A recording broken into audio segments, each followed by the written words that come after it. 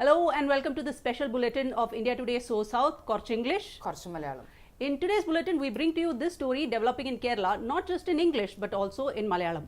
I am Priya Arvind and today's story is surrounding Kerala's Chief Minister Pinarayi Vijayan and the mounting pressure on him from within the Communist Party of India Marxist ranks. And it all stems from the CPIM's debacle in the recently held Lok Sabha elections. As we know, the Left Democratic Front won only the Alathur seat among the 20 parliamentary Kerala constituencies. Meera. എങ്ങനെയാണ് കഴിഞ്ഞ 8 വർഷത്തിൽ ഒരു മുഖ്യമന്ത്രിക്ക് ഏറ്റവും അധികം വിമർശനങ്ങൾ എത്തിക്കാം അല്ലെങ്കിൽ വിമർശനങ്ങൾ കൊണ്ട് സത്യം പറഞ്ഞാൽ നിറയാം എന്നുള്ളതും ബാക്കി എങ്ങനെയാണ് ഈ കഴിഞ്ഞ ഇത്രയും വർഷത്തിൽ ചരിത്രപരമായിട്ട് തന്നെ ഒരു ലോക്സഭ ഇലക്ഷൻ എടുത്ത് നോക്കി കഴിഞ്ഞു കഴിഞ്ഞാൽ തന്നെ ഒരു സീറ്റ് മാത്രം നമുക്ക് വിജയിക്കാൻ സാധിക്കും, LDFന് വിജയിക്കാൻ സാധിക്കുകയും അതിനോടൊപ്പം തന്നെ ഒരു താമര വിരിയിക്കാനും കൂടെ സാധിച്ചു എന്നുള്ളതാണ് എനിക്ക് തോന്നുന്നു ഏറ്റവും കൂടുതൽ നമ്മൾ നോക്കിക്കാണുന്ന ഈ ഒരു ഇലക്ഷൻ കഴിഞ്ഞപ്പോഴത്തേക്കും ഒരു പോൾ ഡിബാക്കിൾ നമ്മൾ ഏറ്റവും നോക്കിക്കാണുന്ന ഒരു കാര്യം എങ്ങനെയാണ് ഒരു സീറ്റ് മാത്രമായി ഒതുങ്ങിക്കൂടിയത്. ഇത്രയധികം ചരിത്രപരമായിട്ട് ഒരുപാടധികം കാര്യങ്ങൾ ഉറച്ചു നിന്നിരിക്കുന്ന ഒരു പാർട്ടിയെ സംബന്ധിച്ച്, ഒരു ഇടത് മുന്നണിയെ സംബന്ധിച്ച് ഇതൊക്കെ എങ്ങനെ സംഭവിച്ചു, എന്താണ് LDFന് സംഭവിച്ചുകൊണ്ടിരിക്കുന്നത്. ഈ ഇടതു മുന്നണി എന്ന് പറയുന്നത് ആണ് നമ്മളുടെ പിണറായി വിജയന്റെ നേതൃത്വത്തിൽ നടക്കുന്ന നമ്മളുടെ ഇന്നത്തെ കാലത്ത് കേരളത്തിലുള്ള ഭരണഘടന. Now, at the center of this is Chief Minister Pinarayi Vijayan's style of governance, which has come under sharp criticism in the state committee meetings of the party, especially after the Lok Sabha election results were out. Reportedly, many members put the blame squarely on the Chief Minister and his government for LDF's humiliating defeat in the Lok Sabha polls. അതെ, ലോക്സഭാ പോൾസിൽ എനിക്കൊന്ന് പാർട്ടിക്കുള്ളിൽ തന്നെ ഉണ്ടായിട്ടുള്ള ഒരു സംസാരം അത് തന്നെയാണ്. എങ്ങനെയാണ് നമുക്ക് ഇത്രയധികം മോശമാവാൻ സാധിച്ചത്, അല്ലെങ്കിൽ പോലും ഇപ്പോൾ വിജയൻ സഖാവിൻ്റെ ഇത് മാറ്റി നിർത്തുക, പണ്ട് VS അച്യുതാനന്ദൻ ഉള്ളപ്പോൾ കാലത്തോ അല്ലെങ്കിൽ EK നായനാറിൻ്റെ കാലത്തോ അതിന് മുൻപോ ഒക്കെ ഒരിക്കലും EMS നമ്പൂതിരിപ്പാടിൻ്റെ കാലം മുതൽ ആ സഖാവിൻ്റെ അദ്ദേഹത്തിൻ്റെ കാലം മുതൽ ഇന്ന് വരെയും കാണാത്ത അത്രയും നമ്മൾ കേട്ടിരിക്കാത്ത വിമർശനങ്ങൾക്കും അത്രയധികം മോശപ്പെട്ട ഒരു വോട്ട് പെർസെൻറ്റേജിലോട്ടാണ് ഇപ്രാവശ്യത്തെ ഇതിലേക്ക് നമ്മൾ പോയത്. അതിന്റെ കാരണം മിക്കവാറും എല്ലാവരും പറയുന്നത് പിണറായി വിജയന്റെ ഒരു സംസ്ഥാന ഭരണത്തിൽ വന്ന ഒരു പിഴപ്പുകേടെന്ന് മാത്രമല്ല, അദ്ദേഹത്തിന്റെ ഒരു മുഖ്യമന്ത്രിയും എടുക്കാത്ത തരത്തിലുള്ള ഒരു ആറ്റിറ്റ്യൂഡ് ഉണ്ടായിരുന്നു. യുനോ അത് ഇടത് മുന്നണി എന്നുള്ള ഒരു പാർട്ടി മാറ്റി അല്ലെങ്കിൽ LDFനെ മാറ്റി വെക്കുക. ഏതൊരു പാർട്ടിയിലുള്ള ഇതുവരെയുള്ള ഒരു മുഖ്യമന്ത്രികളും ഇന്നേ വരെ നമ്മൾ കണ്ടിട്ടില്ലാത്ത ഒരു ആറ്റിറ്റ്യൂഡ് നമുക്ക് പിണറായി വിജയൻ സഖാവിൻ എന്ന ഒരു ചീഫ് മിനിസ്റ്റർ മുഖ്യമന്ത്രിയുടെ കയ്യിൽ നിന്ന് നമുക്ക് കാണാൻ സാധിച്ചിട്ടുണ്ടായിരുന്നു. According to sources, many ministers have even said that the chief minister's style of functioning has been the main reason for the LDF's defeat. Exactly. Now, not just that the BJP winning its first ever seat from Kerala while Pinarayi Vijayan has been chief minister is also another criticism lobbed at him. Absolutely, Priya, because ഇതിനകത്ത് നമുക്ക് നോക്കിക്കഴിഞ്ഞു കഴിഞ്ഞാൽ ഒരു മൊത്തത്തിലുള്ള ഒരു 2016 അല്ലെങ്കിൽ 2021 ഈ പറയുന്ന election തരങ്ങളിലെല്ലാം എടുത്ത് നോക്കിക്കഴിഞ്ഞാൽ BJP എന്ന ആ ഒരു പാർട്ടിക്ക് നിന്നിരുന്ന വോട്ട് ഷെയർ അല്ലെങ്കിൽ അവർക്കുള്ള ഒരു കേരളത്തിലേക്കുള്ള ഒരു കാൽവെപ്പ് എന്നുള്ളതിനെ പറ്റി ചിന്തിക്കാൻ പോലും സാധിക്കില്ലായിരുന്നു ഒരു 10 വർഷം മുന്നേ അല്ലെങ്കിൽ ഒരു 5 വർഷം മുന്നേ. ഇൻഫാക്ട് അതിൽ നിന്ന് ഇത്രയധികം, അതായത് ഓരോ നമ്മൾക്ക് മണ്ഡലങ്ങളിൽ എടുത്തു നോക്കിക്കഴിഞ്ഞാൽ കിട്ടിയിരിക്കുന്ന BJPക്ക് പേഴ്സണലി കിട്ടിയിരിക്കുന്ന ഒരു വോട്ട് ഷെയർ ഉണ്ടല്ലോ, അതെന്ന് പറയുന്നത് വളരെയധികം കൂടുതലാണ്. മറ്റ് പറയുന്ന മണ്ഡലങ്ങളിലൊന്നും അവർക്കൊരു ജയം ഉണ്ടായിട്ടുണ്ടാവില്ലായിരിക്കും, പക്ഷെ വോട്ട് ഷെയർ ഒരു പെർസെൻറ്റേജ് എന്ന് പറയുന്നത് ഇന്നും കൂടി തന്നെയാണ് നിൽക്കുന്നത്. എന്തുകൊണ്ട് ആ കൂട്ടത്തിൽ വന്നിരിക്കുന്നതും ആ ഇൻക്രീസ് വന്നിരിക്കുന്നത് പോയിരിക്കുന്നത് ആരുടെ ഭാഗത്ത് നിന്നാണ്? അത് LDFന്റെ അടുത്ത് തന്നെയാണ്. ആൻഡ് ബിക്കോസ് ഓഫ് ദാറ്റ് തന്നെ Chief Minister Pinarayi Vijayan has come in for sharp criticism at the CPIM district meetings also. At the CPIM Ernakulam District Committee meeting to discuss the report of the party state committee regarding the LDF debacle in the Lok Sabha polls, Chief Minister Pinarayi Vijayan's unwillingness to address the allegations raised against his daughter in front of the media has also come in for criticism. അത് തന്നെ പ്രീജ, കാരണം ഒന്നോ രണ്ടോ ഇടത്തല്ല, അല്ലെങ്കിൽ ഒരു പ്രാവശ്യം അതിനെ തട്ടിക്കളഞ്ഞ് വിടുവോ, അല്ലെ ഒരു 2-3 പ്രാവശ്യം അല്ല, ഇത് സ്ഥിരമായിട്ട് നടക്കുന്ന 1-2 കാര്യങ്ങൾ എന്നൊക്കെ മീഡിയ അഡ്രസ് ആ ഒരു ചോദ്യത്തെ പറ്റിയിട്ട് എന്താണ് മാസപ്പടി വിഷയത്തിൽ താങ്കൾക്ക് പറയാനുള്ളത് എന്നുള്ളൊരു ചോദ്യം എപ്പോഴൊക്കെ ചോദിച്ചിട്ടുണ്ടോ അന്നൊക്കെ അദ്ദേഹം വളരെ കൃത്യമായിട്ട് അതിൽ നിന്ന് ഒഴിഞ്ഞു മാറിയിട്ടുമുണ്ട്. ഒന്നല്ല രണ്ടല്ല, മാസപ്പടി വിഷയങ്ങൾ മാത്രമല്ല, മറ്റേത് നമ്മൾ ബാങ്ക് സ്കാമിന്റെ ഇഷ്യൂ എടുത്താലും, ലാവ്ലിന്റെ കേസുകളോ, ലാവ്ലിൻ പിന്നെ പോട്ടെ അത്രയും അദ്ദേഹം ഒഴിഞ്ഞു. മകളുടെ കാര്യമായിരുന്നു കഴിഞ്ഞ 2023 അത്രയധികം നിറഞ്ഞു നിന്നിരുന്നൊരു വാർത്ത. ഇൻഫാക്ട് മാസപ്പടി വിഷയം, ടാക്സ് സ്കാമിന്റെ ഇഷ്യൂ എന്ന് പറയുന്നത് ഇന്നോ കഴിഞ്ഞ വർഷമോ മുതൽ കേൾക്കാൻ തുടങ്ങിയിരുന്നല്ല, അതിന് മുന്നേ ഉണ്ടായിരുന്നായിരുന്നു. അപ്പം വിച്ച് മീൻസ് അദ്ദേഹത്തിന് അറിയാമായിരുന്നു ദാറ്റ് ദിസ് ഇസ് ഹാപ്പനിങ്. എന്നിട്ട് പോലും മാറി ഇതിൽ നിന്ന് മാറ്റി വെച്ചോണ്ടിരുന്നു. അത് തന്നെയാണ് വിഷയം. ഇദ്ദേഹം പിണറായി വിജയൻ, മുഖ്യമന്ത്രി പിണറായി വിജയൻ ഒരു വസ്തു മാധ്യമങ്ങളോട് സംസാരിക്കാണ്ടിരിക്കുകയും അതിനെക്കുറിച്ച് ഒരു വിമർശനം തിരിച്ചു പറയേ, അതിനെക്കുറിച്ച് എന്തെങ്കിലും ഒരു വാക്ക് അങ്ങോട്ടേക്ക് ഒരു എക്സ്പ്ലനേഷൻ ആയിട്ട് പറയേ, അതൊന്നും ചെയ്യാത്തതിന്റെ കാരണം മാത്രമായിരുന്നില്ല, അതിനെ ഇഗ്നോർ ചെയ്യുന്നതിന്റെ ഒരു വേ ഉണ്ടായിരുന്നു. അതിന്റെ ഒരു ദേഷ്യമോ അല്ലെങ്കിൽ ഒരു വല്ലായ്മ ഉണ്ടായിരുന്നു അതിനകത്ത്. ഒരു ആ വിദ്വേഷം ഒന്നും കാണിക്കുന്നില്ല. ഒരു വികാരം മൂപ്പര് കാണിക്കാത്ത ആ ഒരു കാരണം കൊണ്ട് തന്നെയാണ് perhaps CPIM has now been mounting pressure on the Chief Minister. Now let's look at some of the allegations that have been leveled against Pinarayi, who has been, as we just stated in Malayalam, conspicuously tight-lipped about them. His daughter Veena has been under the scanner of central government agencies after an IT department report in 2023 related to the Cochin Minerals and Rutile Limited stated that it made illegal payments of 1.72 crore rupees to her company Exalogic Solutions Private Limited. Now the second one is the gold smuggling case. Meera, ഇപ്പോൾ ഈ പറയുന്ന this is what just I mentioned just before itself, because ഈ പറയുന്ന Lavalin case എന്നല്ല, ഇപ്പം tax ഇൻവേഷൻ്റെ case ആണെങ്കിലും, എക്സാലോജിക് ഇഷ്യൂസിൻ്റെ കാര്യം, gold സ്മഗ്ലിങ്ങിൻ്റെ കാര്യം, അല്ലെങ്കിൽ കരവന്നൂർ ബാങ്ക് സ്കാമിൻ്റെ ഇഷ്യൂ, ഇതെല്ലാം തന്നെ ഇതിന് അതാണ് ഒന്ന് ഓരോന്ന് നമ്മൾ എടുത്ത് നോക്കിക്കഴിഞ്ഞു കഴിഞ്ഞാലും ഇദ്ദേഹം വളരെ എന്താ പറയണ്ടേ ഇൻ്റലിജൻ്റ്ലി ഇതിനെ മാറി നിർത്തിയിരിക്കുന്ന ഒരു വേ ഉണ്ടായിരുന്നു. ഇപ്പം അല്ലെങ്കിൽ മറ്റൊരു കാര്യം വന്നാലോ, അല്ലെങ്കിൽ ഇപ്പോൾ പറയാം പ്രതിപക്ഷത്തിൽ നിന്ന ആൾക്കാരുടെ എന്തെങ്കിലും ഒരു കാര്യം അവരുന്നയിച്ചാൽ അതിന് വളരെ ശക്തിയുക്തമായി എതിർക്കാനും വിധിക്കാനുള്ള എല്ലാ പോയിന്റുകളും അല്ല, അതിന് ഒരു രീതിയിലും വിട്ടു നിൽക്കാതെ അതിനെല്ലാം എതിർത്ത് നിന്നിരുന്നു. പക്ഷേ ചോദ്യങ്ങൾ ചോദിക്കുമ്പോൾ, അല്ലെങ്കിൽ ഇപ്പോൾ ഈ കാര്യങ്ങളെല്ലാം വിടുക, കഴിഞ്ഞ ദിവസം നടന്ന കാര്യം തന്നെ പറയാം. TP ചന്ദ്രശേഖർ വധത്തിനെ പറ്റിയിട്ട് അസംബ്ലി തലത്തിൽ സംസാരിക്കുകയുണ്ടായി. KK രമ അദ്ദേഹം ആ വ്യക്തി അത്രയും വളരെ കാര്യമായിട്ട് ചോദിക്കുന്നത് എന്തുകൊണ്ടാണ് ഇതിൽ നിന്ന് ഒഴിഞ്ഞു മാറി നിൽക്കുന്നത്. അദ്ദേഹം ആ സമയത്ത് അസംബ്ലി നടക്കുന്ന സമയത്ത് AKG സെൻറ്ററിലായിരുന്നു. എന്തുകൊണ്ടാണ് ഇതിൽ നിന്ന് ഒഴിഞ്ഞു മാറി നിൽക്കുന്നത്? ഇതിലൊക്കെ പ്രതിപക്ഷം ഈ പറയുന്നതിൽ VD സതീശൻ പ്രതിപക്ഷ നേതാവ് പറയുന്ന ഒരു വളരെ കൃത്യമായിട്ടുള്ളൊരു കാര്യമുണ്ട്. അദ്ദേഹത്തിന് ഭയമാണ് ഇതിൽ നിന്ന് മകളുടെ കാര്യങ്ങളിലും ചന്ദ്രശേഖർ സാറിന്റെ വധത്തിന്റെ കാര്യത്തിലും എല്ലാം അത് തന്നെയാണ് കാണിക്കുന്നത്, ഭയം. അത് തന്നെ ഈ TP ചന്ദ്രശേഖർ വധത്തിന്റെ കാരണം കൊണ്ടുവരുന്നതിന്റെ ഏറ്റവും വലിയ ഒരു കാരണം ഇവിടെ ഇതാണ്. Because the Kannur prison where the accused in the TP Chandrasekhar murder case have been sitting had asked for probation report, which will look whether these accused can be recused or there can be a remission that be given to their existing conviction. Now this has been the major talking point in Kerala Assembly itself.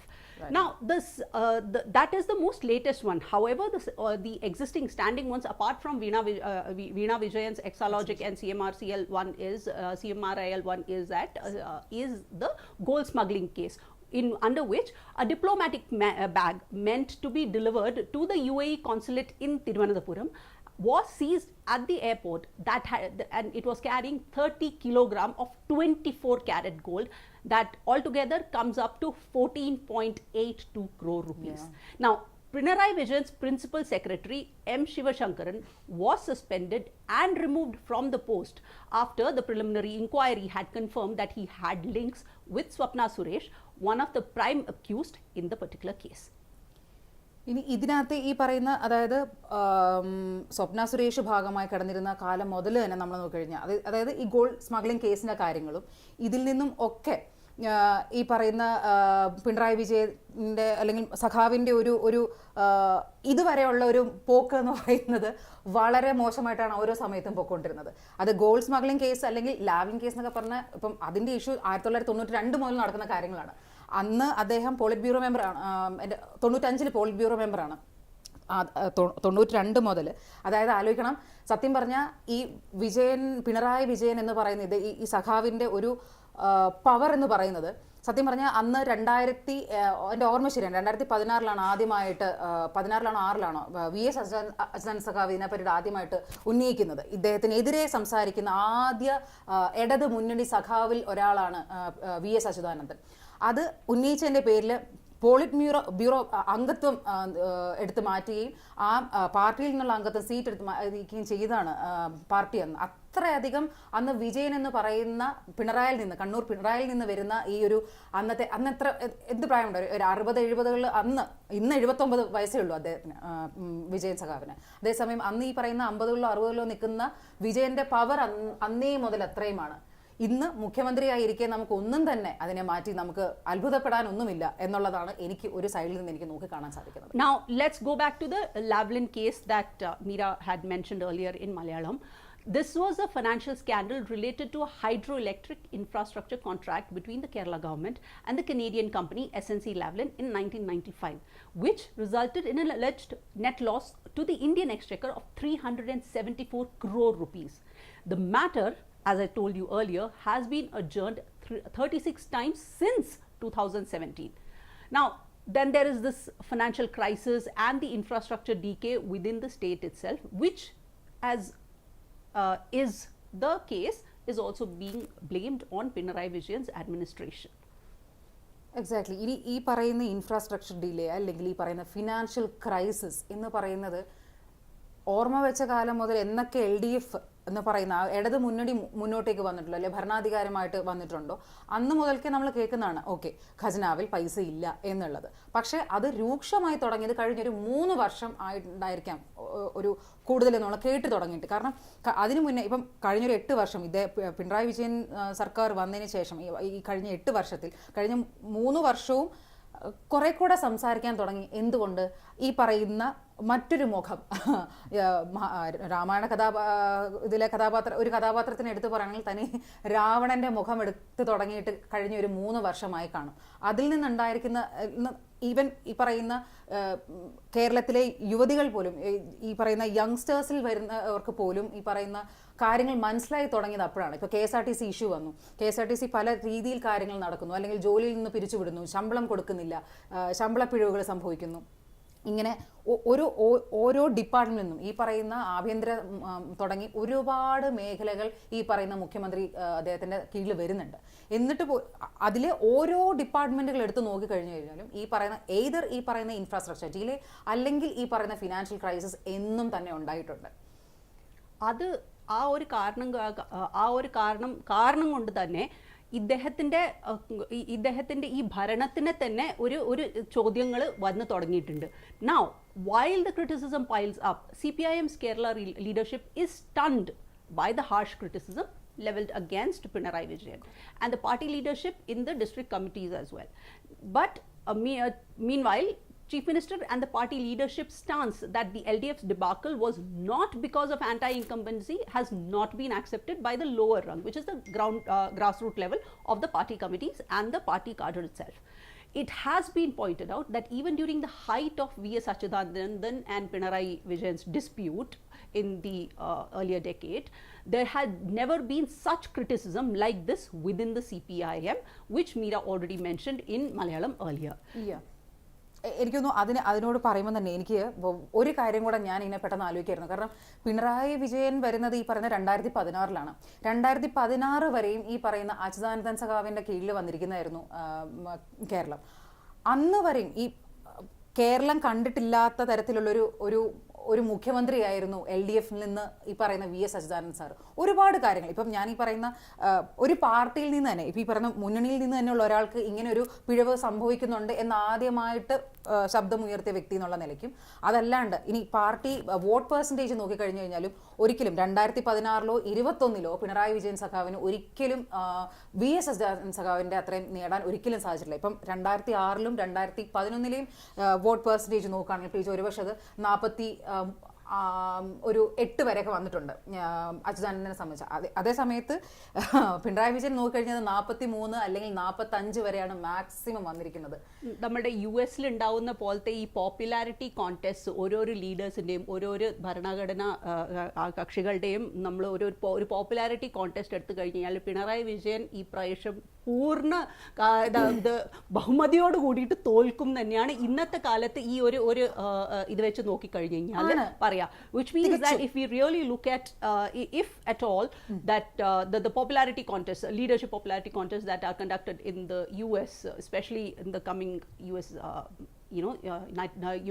US presidential elections coming in the coming November, if that kind of popularity contest was in India, in Kerala as of today, if it was taken against for Pinarayi Vijayan might have lost with, if these are the facts that have to be considered, would be losing quite heavily. Now after this, now coming back to the reason why Pinarayi Vijayan has been coming under heavy fire is the defeat in the Lok Sabha election, that is of LDF. They just like 2019 when they managed to get just 1 out of the 20 seats, this time also they got just 1 out of the 19 seats. 20. Unlike last year, last time 2019 when they won Alapura, this time they won only Alathur. However, things can be towards changing. There might be some sort of a change. Change as in, I think a course correction might be needed at this point, Preecha, because ഒന്ന് course correction, അല്ലെങ്കിൽ ഈ പറയുന്ന course correction എങ്ങനെ വന്നാലും ആവശ്യമാണെന്നുള്ള പാർട്ടിയിൽ നിന്ന് തന്നെയുള്ള സംസാരമാണ്. അത് ഒന്ന്. പിന്നെ ഏതർ ഈ പറയുന്ന ആറ്റിറ്റ്യൂഡ് മാറ്റുക. നിങ്ങൾ ഇനി അടുത്ത 2 വർഷം, ഇനി ഇപ്പോൾ പാർലമെന്ററി ഇലക്ഷൻസ് കഴിഞ്ഞിട്ടുള്ളൂ, അസംബ്ലി തലത്തിൽ ഇനിയും വരാൻ കിടക്കുന്നുള്ളൂ, മണ്ഡലം തലത്തിൽ ഇനിയും അടുത്ത ഇലക്ഷൻ 2026 മുന്നോട്ടേക്ക് 2026 വരാനിരിക്കുമ്പോൾ പോലും 2026 is when Kerala will go to polls for assembly will go for assembly elections. Now because of considering CPIM came back with a historic win for a second consecutive term, I think that was never ever done by any government, any party government in the entire history of Kerala, was done by Pinarayi Vijayan in 2021 when he won the majority, when he won the Kerala state mandate.